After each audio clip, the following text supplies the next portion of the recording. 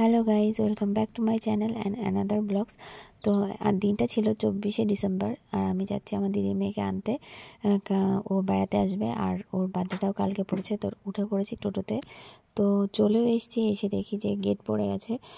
এটা হচ্ছে নবদ্বীপ লাইনে কাজ চলছে, তো সেখানে মালগাড়িটা দাঁড়িয়ে আছে। আমরা অনেকক্ষণ ধরে ওয়েট করছি এখানে। অবশ্য অনেক টোটোই দাঁড়িয়ে আছে, টোটো বললে ভুল হবে, অনেক যানবাহনই দাঁড়িয়ে আছে। তারপর অবশ্যই গিয়ে আমি বোঝাই রানীকে উঠিয়েছি টোটোতে, উঠে আবার ফিরছি বাড়ির দিকে।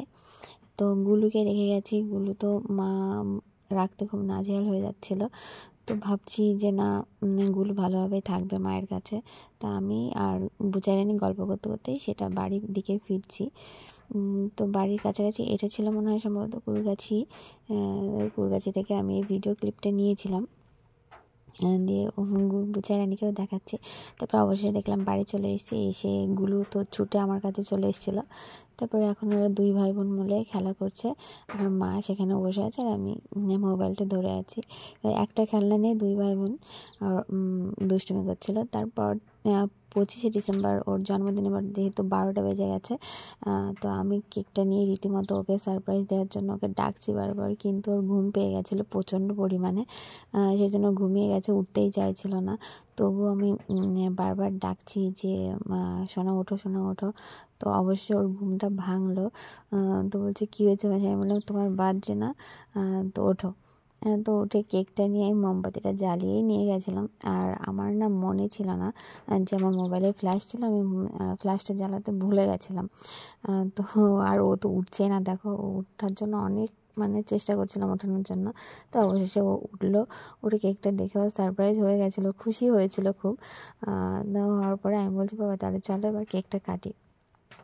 তারপরে ও নাইফটা নিয়ে কেকটা কাটার জন্য বলছে মোমবাতিটা লেবাবো। আমি বললাম না, মোমবাতিটা লেবাতে হবে না, তুমি জাস্ট কেকটা কাটো তাহলেই হবে।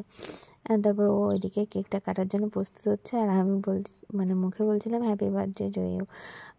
তো সবাই আমরা খুশি। এবার যেহেতু বাবা মা কেউই নেই এখন ওর কাছে, ও বাড়িতে রয়েছে, ওকে আমি নিয়ে এসেছি।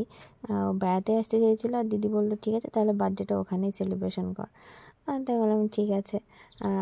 অনেক দিন ওর করাও হয় না, আমি ওর বার্থডেতে নেই, আমার বিয়ের পর থেকে আমি ওর বার্থডে সেলিব্রেশনে থাকতে পারিনি। তো আমার কাছে এটা খুবই ভালো আনন্দের মনে হচ্ছিলো। তো কেকটা কেটে রাখলো, তারপরে আমি ওকে খাইয়ে দিলাম কেকটা। তো ওকে খাইয়ে দেওয়ার পরে ও আমাকে খাইয়ে দিল কেকটা। তা কেকটা খেতে কিন্তু সত্যি খুব ভালো ছিল। আমি কেন জানি না, 25শে ডিসেম্বরের জন্য কেক নতুন করে তৈরি হচ্ছে তার জন্য কি জানি না, কেকটা কিন্তু দুর্দান্ত খেয়েছিল। আর তারপরে আমার মনে পড়লো যে না, আমার মোবাইলে ফ্ল্যাশ লাইট আছে, তো সেটা আমি অন করলাম, আর তখন বললাম যে মোমবাতিটা লিভিয়ে দেওয়ার। এই মোমবাতিটা কিন্তু আমার জোগাড়, যেহেতু বাড়িতে দেখলাম মোমবাতি পড়ে আছে আর আমার মোমবাতিটা আনা হয়েছিল না, সেই জন্য ওই মোমবাতিটাকেই আমি ধরিয়ে দিয়েছি। তোমরা কেউ খারাপ মাইন্ডে নিও না, আমি এভাবে জোগাড় করে নিয়েছি। যেহেতু আমার মোমবাতিটা লাগবে, আমি কোথাও খুঁজে পাচ্ছিলাম না। তারপর ও বলছে আমি আরও একটু কেক খাবো, তাই আমি বললাম ঠিক আছে তাহলে ওখান থেকে কেটে নিয়ে খা। আর আমারও ভালো লাগছিলো, আমি বললাম তাহলে আমাকে একটু দে বাবা। তারপরে ও দুজনে মিলেই আমরা কেক খেলাম। কেক খেতে খেতে এইদিকে আমার গুলোবাবু তো ঘুমাচ্ছে নাক ডেকে। ও তো সারা রাত্রের মধ্যে খুঁজে পাওয়া যাবে না, কিন্তু ভোরবেলার দিকে ও উঠে সবাইকে ওঠাবে। আমাকে আবার বোঝাই রানীকেও উঠিয়েছে। এবার বোঝাই রানী তো বাড়িতে দেরিতে ঘুমের থেকে ওঠে, 6:30 7টার দিকে ওঠে, আর আমাদের গুলোবাবু তো ওঠে খুব ভোরবেলা। তো আমি এদিকে দেখাচ্ছিলাম আমাদের পরিস্থিতি। তো টাটা বাই বাই, আমাদের ব্লগটা আমি এখানেই শেষ করছি। আর এই দেখো গুলুবাবু ঘুমাচ্ছে। তো সবাই ভালো থেকো, সুস্থ থেকো, আর আমার ভিডিওটা ভালো লাগলে